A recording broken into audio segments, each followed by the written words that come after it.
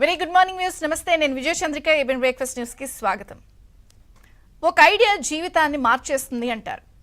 అలాగే ఒక యాత్ర, ఒక పాదయాత్ర ఒక వ్యక్తి నిరూపించుకోవడానికి, బలమైన నాయకుడిగా ఎదగడానికి, ప్రజాభిమానం పొందడానికి, ఒక రాజకీయ పార్టీని ప్రజల్లో మరింత బలపరచడానికి చాలా విషయాలకు కూడా ఈ యాత్ర, పాదయాత్ర అనేది కూడా అదే స్థాయిలో ఉపయోగపడుతుంది. ఇది కూడా ఒక చక్కటి ఐడియా లాంటిది.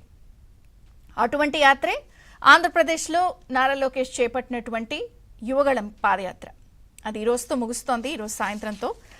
మొత్తంగా ఒక్కసారి మనం ఒక చిన్న రివ్యూలాగా గమనిస్తే మొత్తం 226 రోజులు, 3132 కిలోమీటర్లు, దాదాపుగా ఈ పాదయాత్రలో కోటిన్నరకు పైగా ప్రజలు మమేకమయ్యారు నారా లోకేష్తో.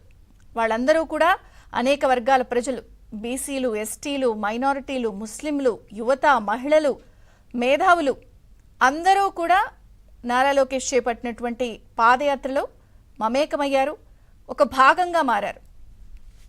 నిజంగా ఏదైతే నారా లోకేష్ అరాచక పాలనపై సమరశంఖం పూరించారో, ఇంతింతై వటుడింతై అన్నట్టు నా భూతో నా భవిష్యత్తుగా మారింది అనడంలో ఎటువంటి సందేహం లేదు. అతిశయోక్తి అంతకన్నా కాదు. ఎందుకంటే 70 బహిరంగ సభలు నిర్వహించారు మొత్తంగా ఈ పాదయాత్రలో. 12 ప్రత్యేక కార్యక్రమాలు, వివిధ వర్గాలతో వారి సమస్యలను తెలుసుకుంటూ, వీలైతే పరిష్కార మార్గం చెప్తూనే, తెలిస్తే తెలుసు, లేకపోతే తెలీదన్నా తెలుసుకుంటాను, ఈ విషయాన్ని నేను మా టీంకి చెప్తాను, సమస్య అధికారంలోకి రాగానే ఇవన్నీ కూడా చెత్తబుట్టలో పడేని కాగితాలన్నింటినీ కూడా మీకందరికీ కూడా పరిష్కారం లభించే విధంగా కృషి చేస్తాను అని నీతి నిజాయితీగా, తెలిసింది తెలిసినట్టు, తెలియకపోతే తెలీదు అని ఒప్పుకుంటూ ముందుకు వెళుతూ నిజంగా చాలామంది మనసులు గెలుచుకున్నారు ఈ 70 బహిరంగ సభల్లో, ఈ 12 ప్రత్యేక కార్యక్రమాల్లో. అలాగే 8 రచ్చబండలు కూడా నిర్వహించారు. మహిళలతో, యువతో, విద్యార్థులతో 4353 వినతి పత్రాలు ఈ కార్యక్రమం మొత్తం ఆశాంతం కూడా వివిధ వర్గాల ప్రజల నుంచి కూడా నారా లోకేష్కి ప్రజలు అందించారు. అలాగే ప్రతి 100 కిలోమీటర్లకి కూడా ఒక శిలాఫలకాన్ని ఏర్పాటు చేశారు. అలాగే ఈ కార్యక్రమంలో ప్రత్యేకంగా హైలైట్గా నిలిచినవి సెల్ఫీ విత్ లోకేష్, అలాగే సెల్ఫీ ఛాలెంజ్. అంటే తాను మంత్రిగా ఉన్నప్పుడు గత ప్రభుత్వంలో చేపట్టినటువంటి అభివృద్ధి కార్యక్రమాల్ని ఆ రోజు ఎలా వచ్చాయి అని చెప్పి చూపిస్తూ, ప్రస్తుత ప్రభుత్వానికి ఛాలెంజ్ చేస్తూ, ఇదిగో మేము ఇలా చేసాం, మీరేం చేశారు అని ప్రశ్నలు సంధిస్తూ దాదాపుగా ఈ సెల్ఫీ విత్ లోకేష్ కార్యక్రమంలోనే 3.5 లక్షల మంది ప్రజలు నేరుగా లోకేష్తో ఫోటో దిగారు. అంటే దాని స్పందన ఏ స్థాయిలో ఉందో చూడొచ్చు. అలాగే 11 ఉమ్మడి జిల్లాల్లో కూడా నిజంగా ఈ కార్యక్రమం శ్రేణుల్లో, కార్యకర్తల్లో, ప్రజల్లో కొత్త ఉత్సాహాన్ని నింపింది. జనరల్గా తాజ్మహల్కి నిర్మాణానికి కూలీలు ఎవరో అంటే మనం చెప్పలేం, కానీ నారా లోకేష్ చేపట్టినటువంటి ఈ యువగళం పాదయాత్రకి మాత్రం ఖచ్చితంగా కూలీలు ఎవరు, ఇంత విజయవంతం కారణానికి ఎవరు అంటే 14 కమిటీలు రేయింబవళ్లు పనిచేశారు.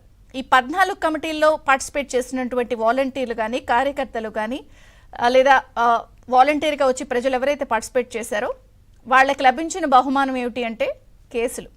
అడుగడుగున కేసులు పెట్టారు, వాళ్ళందరినీ కూడా లాఠీ చార్జీలు చేశారు. అధికార పార్టీ అణచివేతకి ఎంత ప్రయత్నించినా కూడా రేయింబవళ్లు కష్టపడి 14 కమిటీలు నిజంగా నారా లోకేష్ చేపట్టినటువంటి ఈ యువగళం పాదయాత్రని ఎవరెస్ట్ శిఖరంలా నిలబెట్టారు. నిజంగా ఒక్క విషయం మాట్లాడొచ్చు. ఏదైతే ఈ యువగళం పాదయాత్ర ఉందో ఆంధ్రప్రదేశ్ రాజకీయ ముఖ చిత్రాన్ని ఖచ్చితంగా మార్చింది. ఎందుకంటే ఈ యువగళం పాదయాత్రకి ఆంధ్రప్రదేశ్లో ముందు తర్వాత అని ఖచ్చితంగా చెప్పచ్చు.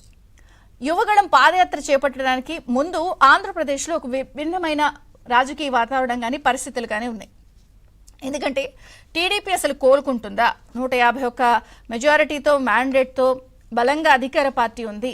అసలు టీడీపీ కోలుకునే పరిస్థితి ఉందా? ఇంత కనీవిని ఘోర ఓటమి చవి చూసింది అన్నది ఒక ప్రశ్న. అలాగే వైసీపీని ఢీకొట్టగలుగుతుందా అన్నది ఒక చర్చ. ఇంకొకటి, ఎవరైతే యాత్ర చేపడుతున్నారో నారా లోకేష్ మీదే స్వయంగా ఆయన మాట తీరు మీద కానీ, ఆయన ఆహార్యం మీద కానీ ఎన్నో రకాల అణచివేతలు, ట్రోలింగ్లు, మాటలు పడ్డారు ఆయన. మరి తనను తను నిరూపించడానికి బయలుదేరుతున్నప్పుడు ఉన్నటి పరిస్థితులు అవి. ఆంధ్రప్రదేశ్లో ప్రజలు కూడా అణచివేతకు గురవుతున్నారు.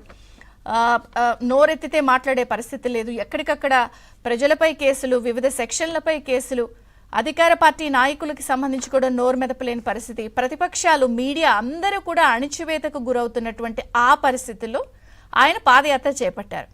మరి పాదయాత్ర తర్వాత పరిస్థితి ఏమిటి అంటే, మనం అనుకున్నట్టు లోకేష్ చేయగలడా, చేస్తాడా, మధ్యలోనే ఆపేస్తాడా? అబ్బే లేదండి. ఇలా రకరకాల మాటలు మనం విన్నాం. కానీ అవన్నీ కూడా అధిగమిస్తూ ఒక మేరు శిఖరంలాగా ఆయన ముందుకు వెళుతూ కూడా తనను తాను నిరూపించుకున్నారు. ప్రజల మనసు గెలుచుకున్నారు. ఉన్నది ఉన్నట్టు, తెలిసినట్టు, తెలియంది తెలియకపోతే నేర్చుకుంటానని చెప్తూనే కార్యకర్తల్లో, పార్టీ శ్రేణుల్లో ఒక కొత్త ధైర్యాన్ని, ఉత్సాహాన్ని నింపుకుంటూ తనను తాను మలుచుకుంటూ ముందుకు వెళ్ళారు. ఒకటి. అలాగే ఖచ్చితంగా ఈ పాదయాత్ర పార్టీలో, ప్రజల్లో కొత్త ఉత్సాహాన్ని నింపింది అంటే ఖచ్చితంగా నారా లోకేష్ చేపట్టినటువంటి పాదయాత్రకు క్రెడిట్ ఇవ్వాలి. అలాగే దీన్ని మొగ్గలోనే తుంచేయాలని అధికార పార్టీ చాలా విశ్వ ప్రయత్నం చేసింది. డజన్ల కొద్దీ కేసులు, ఒక్కొక్క నియోజకవర్గం దాటుతున్న కొద్దీ కూడా బుక్కు లాక్కున్నారు. ఆయన రాజ్యాంగం పట్టుకుని చెప్పాల్సిన పరిస్థితి, ఇవి నా హక్కని, స్టూల్ లెక్కనివ్వలేదు, స్టూల్ ఎక్కని చెప్పాల్సిన పరిస్థితి, ఒక సభ వేదిక కుదరదన్నారు, పర్మిషన్స్ లేవన్నారు, వందల కొద్దీ కార్యకర్తలపై లేదా శ్రేణులపై కేసులు, డజన్ల కొద్దీ ఆయనపై కేసులు, మైక్ లాక్కున్నారు, మాట్లాడితే కట్ చేశారు, ఎన్నో అణచివేతలు, ఎన్నో రకాల ఇబ్బందులు. అయినా కూడా ఒక్కొక్క అడుగు ముందుకు వేసుకుంటూ వెళ్తున్నారు, నిరూపించుకుంటున్నారు, ఒక బలమైన ముద్ర వేస్తున్నారు. అనుకున్న టైంలో గోదావరి జిల్లాలో ప్రవేశించగానే చంద్రబాబు నాయుడు అరెస్ట్. దాంతో ఒక్కసారిగా కొంత బ్రేక్ పడినప్పటికీ కూడా అయినా కూడా చాలా చాకచక్యంగా ముందు చంద్రబాబు అరెస్ట్ తర్వాత దాని పరిణామాలు విడుదలైన తర్వాత మళ్ళీ మొదలు పెడతానని చెప్పి శ్రేణుల్లో ఉత్సాహాన్ని నింపి, తర్వాత ఏదైతే కోర్టు పరమైన అంశాలు ఉన్నాయో వాటిలన్నింటిలో కూడా చొరవ తీసుకుని ముందుకు వెళ్తూ, తర్వాత ఇక్కడ ఒక ఆశ్చర్యకరమైన విషయం ఏంటంటే, ఎలా బ్రేక్ పడిందో నిజంగా టీడీపీ జనసేన పొత్తు కూడా ఎప్పుడో అవుతుందిలే అనుకున్న పొత్తు కూడా ముందుకు వచ్చేసింది. నిజంగా అధికార పార్టీ వ్యవహరించిన తీరు వల్లే ఈ పొత్తు కన్ఫర్మ్ అయిపోయింది. దశాబ్ద కాలం పొత్తు ఉంటుందని పవన్ కళ్యాణ్ ములాఖత్ తర్వాత బయటకు వచ్చేసి జైలు ముందే పొత్తు ప్రకటన చేసేశారు. నిజంగా ఒక పాదయాత్రకు బ్రేక్ రావడం, అరెస్ట్, ఆ తర్వాత జరిగినటువంటి పెద్ద పరిణామం. ఇక అక్కడి నుంచి నిజంగా ఒక సెట్ బ్యాక్ లాగా చెప్పచ్చు. నిజంగా మళ్ళీ వేగం పుంజుకుంది. ఈరోజు సాయంత్రంతో ముగుస్తుంది. నిజంగా పెను సంచలనాలకి ఈ పాదయాత్ర కారణమైందనడంలో ఎటువంటి సందేహం లేదు. పొత్తు కన్ఫర్మ్ అయిపోయింది. సో శ్రేణులు కలిసి పనిచేస్తున్నారు. ఒక కొత్త ఉత్సాహం స్పష్టంగా కనిపించింది. ఒక రకంగా చెప్పాలి అంటే ఎన్నో అడ్డంకులున్నా కూడా నిజంగా అధికార పార్టీ ఒకటి తలిస్తే దైవం ప్రజలు ఇంకొకటి తలుస్తున్నట్టు నిజంగా దాన్ని ఎవరెస్ట్ శిఖరంలో నిలబెట్టారు. అంటే కొంత చెప్పిన ఉపమానాలు అవన్నీ అతిశయోక్తిగా ఉంటాయి కాబట్టి ఇది కాదనలేని సత్యం. మరి ఈ నేపథ్యంలో ఈరోజు దాదాపుగా మనకి 226 రోజులు 3132 కిలోమీటర్ల పాదయాత్రలో మరి నారా లోకేష్లో వచ్చినటువంటి మార్పేంటి, గతానికి ఇప్పటికీ జరిగినటువంటి యాత్రలో ఎటువంటి భిన్నం ఈ యాత్ర, ఆంధ్రప్రదేశ్ రాజకీయ ముఖ చిత్రాన్ని నిజంగా మార్చే అవకాశం ఈ పాదయాత్రకు ఉందా, ఎటువంటి బలమైన ముద్ర అటు ప్రజల్లో కానీ పార్టీలో కానీ వేసింది? ఈ అంశాలన్నీ చర్చిద్దాం. చిన్న విరామం తీసుకుందాం. విరామం తర్వాత చర్చ ప్రారంభమవుతుంది. చూస్తున్నానండి ఏబిఎన్.